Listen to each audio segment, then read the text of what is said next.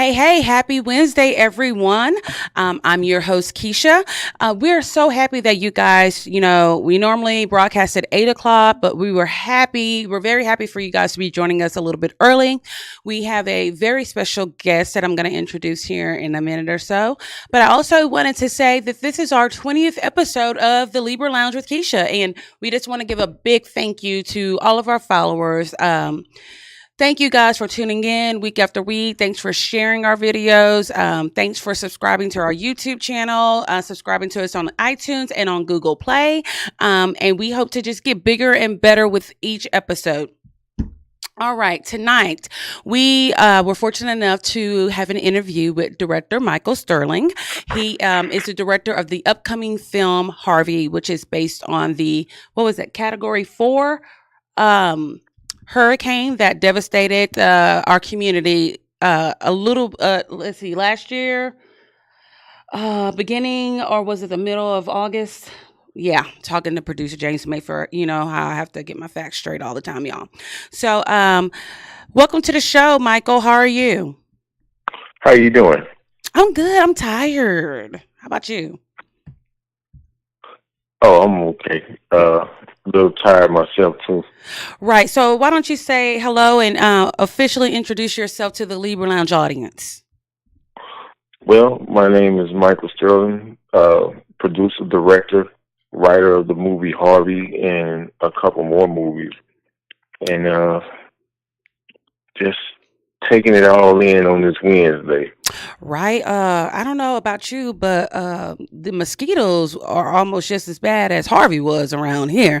I mean, they going hard like some little street thugs. I'm not sure where you are right now, but they are quite the horrible around here.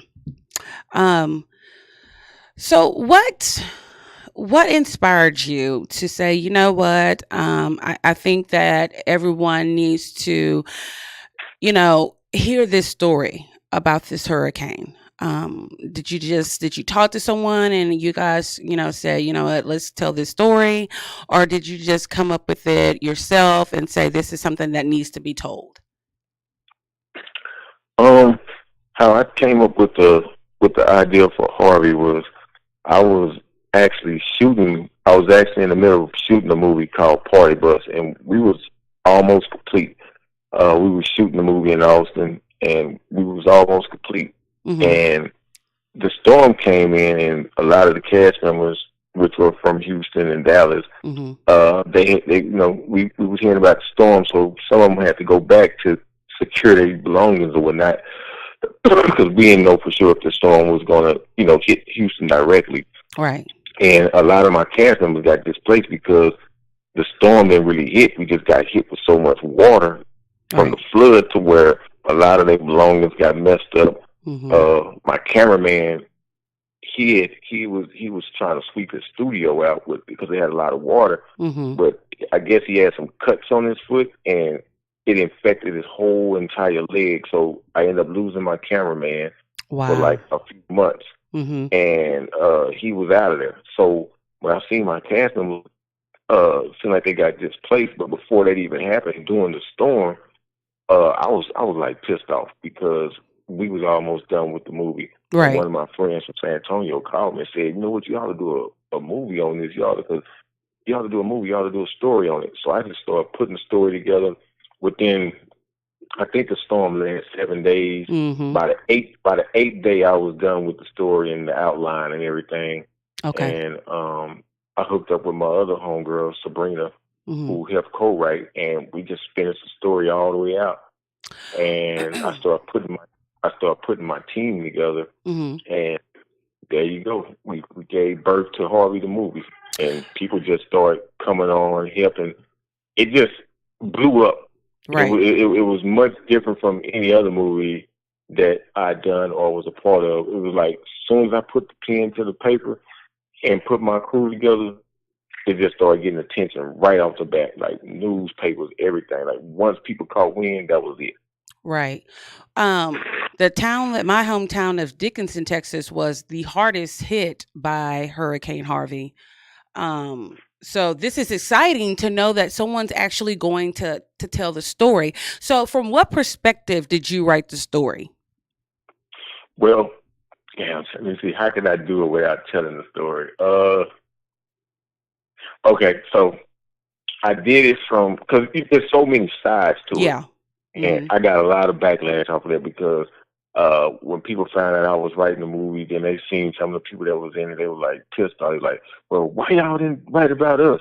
Uh, my mama had to get kicked out of the hotel, and Hmm. she died from cancer and all this. So, like, it was crazy. Like, then some people was like, well, Rockport got hit hard, and Houston getting all the press for it, and Beaumont, not like it was crazy. But so But they basically want you to write a Hurricane Harvey movie from each about each town.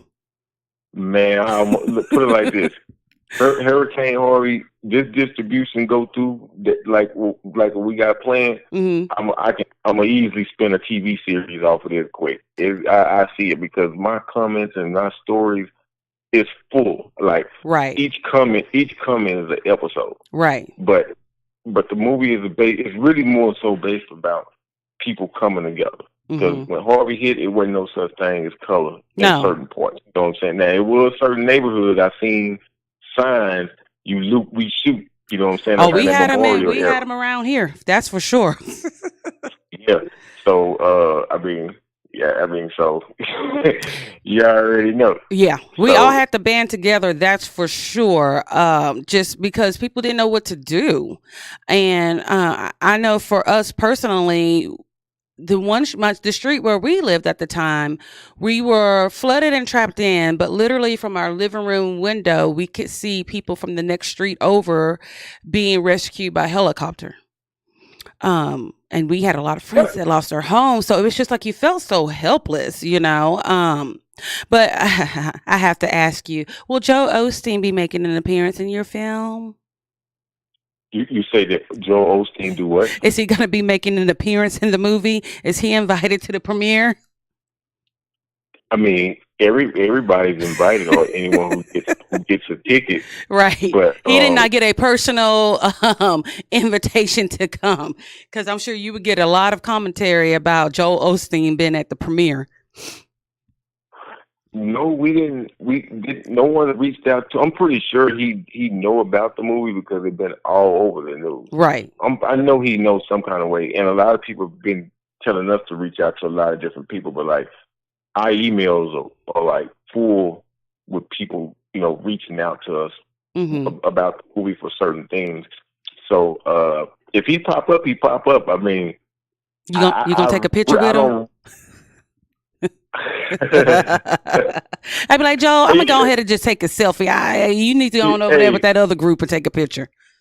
hey, um, I can't say what I would do or not because, to be honest with you, I don't even know the whole entire situation. Yeah, yeah. So, I I don't know. I don't know. I'm not gonna sit and say what I would do or what I won't do. I don't even know. I don't even I, know. I don't even know what he done after that whole backlash. Like he might have, he might have got that backlash, but then turned right around and wrote a $15 or $12 million check or something, I hope for or his sake he did. but at the same time, that's not gonna even hurt him. For No. somebody like that in the city, that's not going. It's you see it, you see everything that happened, and then he opened the church up. That was it. And you don't hear nothing else about it. That's it. That's the wrap. Yes, exactly. So let me ask you, for the film, did you hire a lot of Houston actors, or did you go outside of Houston? No, everybody was Houston. I was. This is the first film that I didn't get like California actors and Okay. actresses that been in other films. I decided to go all Houston based with this, and of course, if I would have put I can't nobody play that role like that, but somebody that really been in it. Man, I would Right. have called hell. I would because I had a couple people in mind. Mm. But I would have called hell. Yeah. But I would rather do it with the Houston people or people from Texas, period, that was affected by that storm because can't nobody play that role but them because it's not gonna even really be acting. Right. So that's the good part about it. Like when you see the actors and actresses in the movie, Hmm. you're gonna be like, dang, they doing a good job. So they Right. might get some jobs somewhere else. I just hope they can hold up because all they was doing is just reenacting certain things. Because to get back to the first question, the movie is kind of like about the city coming together, and this one actress, April Grant, she's the lead Mm-hmm. black female actress, and she's the lead, and she stays in a third story apartment, and everybody's apartment flooded on the bottom floor, whatever. So she let three people come into her apartment and to ride the storm out, and they from three different walks of life. So Mm. that's already a conflict. Right. And so it goes into a lot of backstories. And one of the guys that's in there, he just feel like he just keep losing stuff because he was in Katrina. Oh, wow. And so yeah, so his role was a guy who was also in Katrina. And he came from New Orleans. And he been over here. He just keep losing stuff every Right. time he get on his feet. And so, like I say, it was all about people coming together. Now, That's pretty cool how you did that though, because Houston does still have a lot of people who evacuated from Katrina that who just said, "Hey, I'm just going to build a life here in Houston," and then damn, a few years later, you get hit by Hurricane Harvey. this movie, I've been blessed doing this movie because there's a lot of so we reenacted a lot of scenes. Okay, so we reenacted a scene that was in Fifth Ward at a church. I forget the name of it.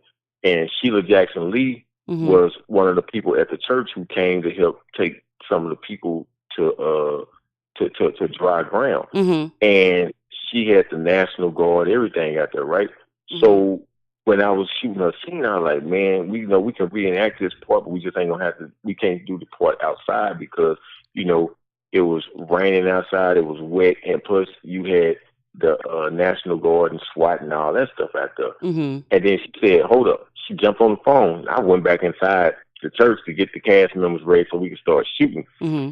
I hear the helicopters and I was like, what the hell is this? This was number probably an hour later after I talked to her Mm-hmm. and she was outside. And I'm hearing stuff like that. Then I go outside and hear tee, tee, tee, ambulances and all. I'm like, what the hell? I come outside, the whole National Guard, everything. I'm like, man, I'm like, what? I'm like, So what's she going on? called She said, in all those people so you can reenact the scene? man, she called in all them people. Now, we already had the SWAT truck coming because they wanted to be a part of the movie. Man, anybody knows shooting a movie, to block off a street gonna cost you. It's gonna cost you a pretty little penny depending on where it's at and how much traffic. Mm-hmm. We had the street blocked off, everything. And so she opened her phone and she showed me the scene. Even though some of the stuff was scripted, she showed me the scene. I was like, I see she had the same thing on, and we had to reenact everything in the church, right? Mm-hmm. So me and her standing outside, I said, well, I can digitally put that water down. I can make it look blooded and it look real. Mm-hmm. And she said, yeah, it was raining a little bit, but you could probably make the rain. I say it was probably 5 minutes later. It started pouring down, raining. Wow. I said, what the hell? It just started raining it was rain. It rained all the way till we finished doing that scene. So basically, if you want something done, even a weather change, you call up Sheila Jackson Lee. So can you tell her something about $1 million and mention my name so I could wake up the next morning and have an extra million in my bank account? Because I didn't know she had it like that. Hey, I mean, it was crazy, but it was but it wasn't just her. I'm just saying, with so many scenes that we were doing, that doors started opening up for us. We needed some airboats and stuff. Mm-hmm. And I don't know, the Cajun Navy got in touch with us, and we got these airboats, and we shooting out in Missouri City in Mm-hmm. that lake area with these airboats, and then we crop the background out and make it like they in the neighborhood. It's crazy. Wow. There's so many things. So y'all had the actual Cajun Navy. Now, did they come down or they sent the airboats? We had 2 of them come down. That's pretty cool because they did a lot. That's all we needed. We just needed to show the rescue scene because a lot of people is wondering. I want to see how y'all shot a movie in the water. I want to see this. Right. But they don't realize you only got to shoot so many scenes in the water, and then with all the technology out and so many people was recording and stuff. So you only got to shoot so much stuff, and then of course we went in the Fox news station and we reenacted certain scenes. So we got all the media involved. We reenacted certain scenes at the Magic Station. 102. Yeah, they let us use the airport. We used the whole Bush Airport, and I remember there were times I went to because you said that like it was nothing. You said, are you talking about Intercontinental Bush Airport? Yeah, that's pretty big, Michael. They gave us Bush Airport, and then NRG stadium. Well, not the stadium. The part where they do the conventions at. Right. They gave us the NRG. At first, they wasn't gonna give it to us, but I guess when we started getting news coverage and stuff, and Sheila Jackson Lee made a call. No. I'm just playing. Oh, look like you picking on her. No, I'm like she can make stuff happen. Y'all know Sheila Jackson Lee called, so we got to do it. She said do it, so we gonna do it. No, she didn't do that one. Oh, okay. But she didn't know. But she did get like she got those people out there. She got the Army people out there. Right. But it was other people that did stuff. That made some things happen too. Like we had got PD in the movie and stuff like that. And like I say, anybody dealing with movies is all you got to sign all this paperwork. We got the mayor in the movie, but like you got to sign all this paperwork and then it got to get approved. But I guess because of the type movie it is, right? People just went ahead on and just open their doors, right? So, like I say, stuff's been coming at us. Well, you were smart because you didn't waste any time in writing a script and getting the movie together. Because honestly, when people start saying stuff about a Harvey movie, we did not think that anything was going to happen for some years down the line. But this is still all fresh and new because in my hometown of Dickinson, you can ride down the street and there's still people not in their homes. And I'm sure it's like that in parts of Houston too. So it's still so fresh, so that was smart on your part. I heard you say, you got the mayor in there, you got HPD in there, you got Sheila Jackson Lee in there, but I have not heard you say you have Keisha from the Libra Lounge in there. What's going on? I'm going to be in the next one, right? I'm going to be in your next movie. You said who? You said who? I said you have all these people in the movie. You said you got HPD, you got the Cajun Navy, but I didn't hear you say you had me in the movie. I'm gonna be in the next one, right? Hey. You ready? Are you ready? Can you act? I can be a crackhead. I can be somebody's baby mama. I can be a politician. I can just be an extra. I was gonna say, which one would you rather be, a crackhead or would you rather be the first female president? I'd rather be the first female president who's a recovering crack addict. How about that? How about that right there? That why you get that. See, that all right. Well, hey, that make the struggle harder. I would like to see your speeches. Right. I'm gonna have a little twitch. I'm gonna be like a little twitch a little bit. You know how crackheads do, and they get a little itch. But I think we gonna have to talk. We can make that happen. We can make a whole film based off of that right there. I'm just saying. Hey, that's gold. That's Academy Award right there. Man, look, I'm gonna tell you, Harvey done taught me a lesson. Anything can happen. Like I say, once I finish writing that movie, man, once we put it like this. When I started writing that movie, and I put it on Facebook, and I was like, yo, I'm writing the Harvey movie. And I took a picture of the script and put it on Facebook, like, the first cover page. Man, it just started getting likes and comments off the rip. And then when I made the first poster, it got put on all the news, like the Houston news channel, Dallas news channel, Chicago, Austin, and people from these different places like we was trending on the news with that cover. The only thing knocked us out for that week was when Donald Trump started tweeting that dude in Asia. Man, I was like, man, damn, in China, I was like, damn, man, why he messing with this dude? Why he always messing up something?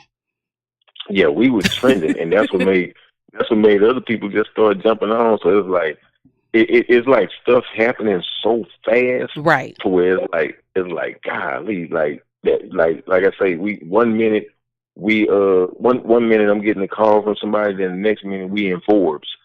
or Wow, one. Forbes, really?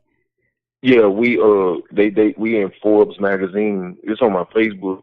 We in Forbes magazine, and then I know we supposed to be in Times, and Mm, then it's like stuff just started happening like quick.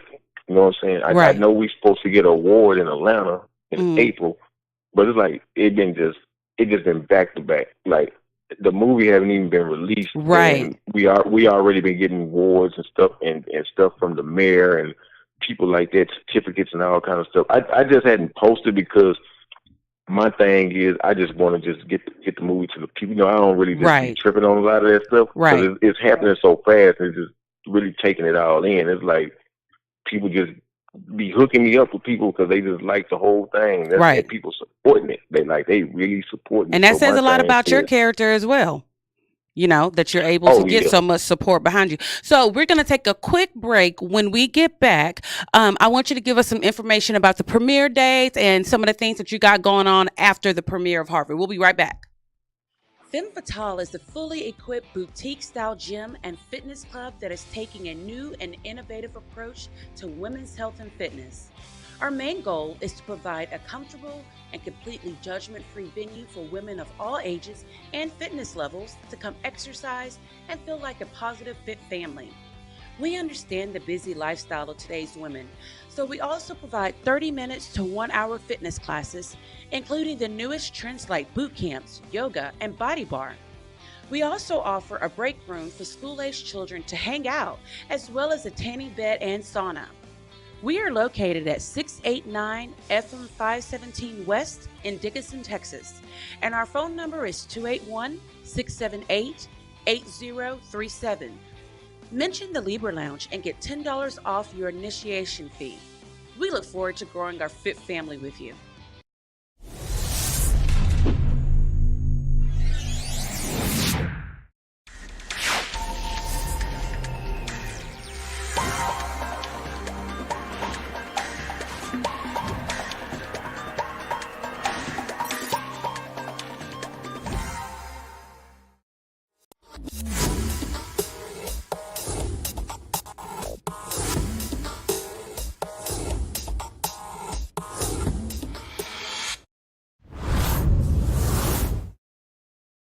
Here we go. Welcome back to the Libra Lounge with Keisha, everyone. I have on the phone with me director Michael Sterling. We are discussing his upcoming film, Harvey. Okay. So, when is the actual premiere of the movie? Because I know everyone's so excited. Everyone is talking about this film. I think people are so appreciative that you have done this because people don't want to be forgotten. They want this story to be told. So, tell us about the premiere. well, the premiere we had it scheduled for this Saturday, Mm-hmm. but we had to push it back. So it's probably going to be sometime in October. We Okay. had to push it back because of the weather. We supposed to get some water from Thursday to Wednesday, and you know Houston's so unpredictable. But Yes. if we schedule for water from from Thursday to Wednesday, one of them days we gonna get hit pretty good. So You already know. yeah, so the premiere is supposed to be big. I think the mayor and all kind of other people supposed to be out there. So we want this thing to be right because it'll really look like Yeah. it'll really look like a Harvey movie. Then No kidding. I'm talking like we got people walking on the red carpet, walking in water. Right? They'll be like, "Is this? Are you serious?" Yeah, bro. We made it rain today for real. Exactly. We want you to get the whole feel. We want you to be prepared for the movie. Just get it's a theme. Water. You know what I'm saying? We're gonna stick with the theme. So okay, Hey, I'm sure you're gonna be on social media and tell everyone about the premiere dates. So once it oh premieres yeah. here in Houston, then what? I don't know the process of when you make a movie or anything like that, except for the movies that me and my husband made. But don't nobody really want to see what we be doing. But once the once it premieres in Houston, then is it going to do like a Hollywood premiere? How does all that work? Well, right now we doing the red carpet premiere because you know there's a lot of people involved. We know we're gonna get a lot of people out. Um, we we had one scheduled for the 20th in Austin too, Mm-hmm. and we were setting up some other dates in Mm-hmm. Dallas and San Antonio, but we're gonna probably end up pushing those dates because if we end up doing it October 20th for Houston, then that's gonna throw the Austin date off. So we gotta do some rescheduling. Okay. And I don't like I said, I don't have that date. We will have it on Facebook, but we are going to have more than one screening Okay. in Houston. Cause I know this first one is damn near sold out, or it would have been if I wouldn't have posted some of the stuff telling people that we had to push the date back or whatnot. Okay. But it was huge. It was already gonna be looking good. We was gonna have a lot of people out there, even just for the red carpet. Right. Okay. Now let me ask you, what else do you have coming up? What's next for Michael Sterling after Harvey? I got I got a couple movies dropping. We got we got a finished Party Bus. We Mm-hmm. only got like 2 days of shooting.